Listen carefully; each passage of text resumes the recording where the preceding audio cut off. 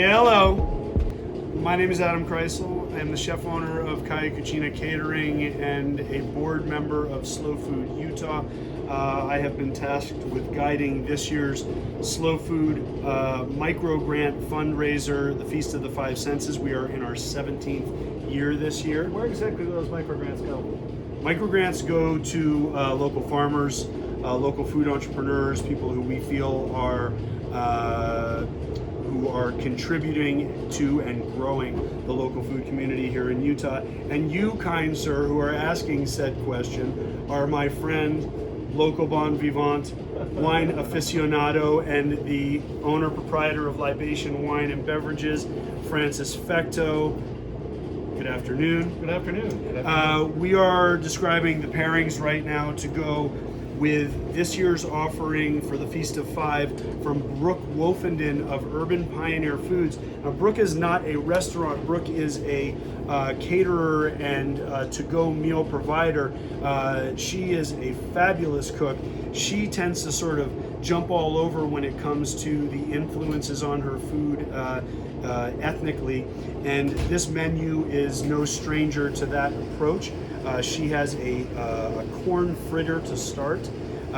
She has as her entree a choice of a lion's mane and shiitake mushroom pave, or a pave of braised beef short rib.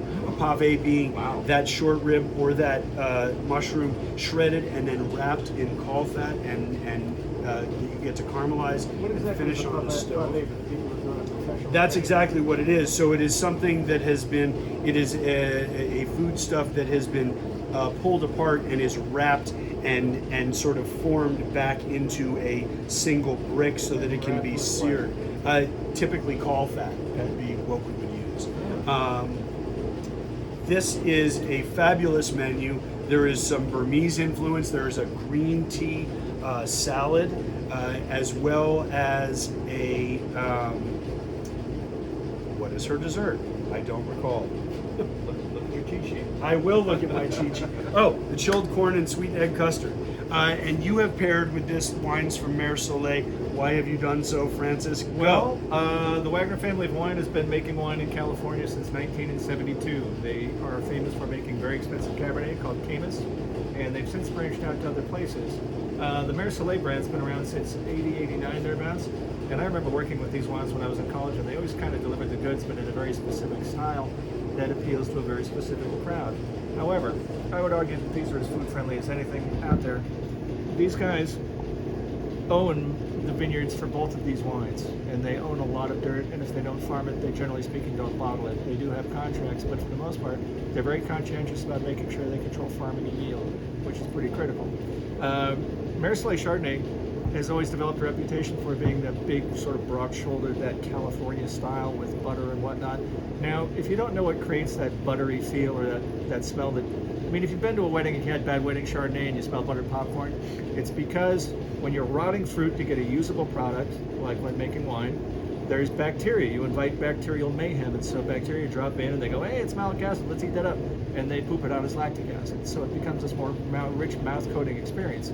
But it also gives it a more expansive tropical flavor. And so this is big, bright, rich, ripe California-style Chardonnay that gets all the bells, buzzers, and whistles. Goes through malolactic, gets treated to some really beautiful French lumber.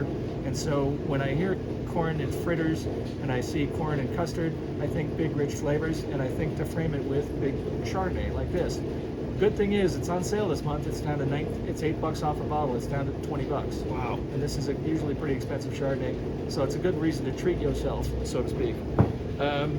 Recently, in the last couple of years, they introduced Pinot Noir. They figured we've got Chardonnay in all these fancy places in the Santa Rita Hills. Why not have some Pinot Noir? Because it's a great place to grow Pinot Noir.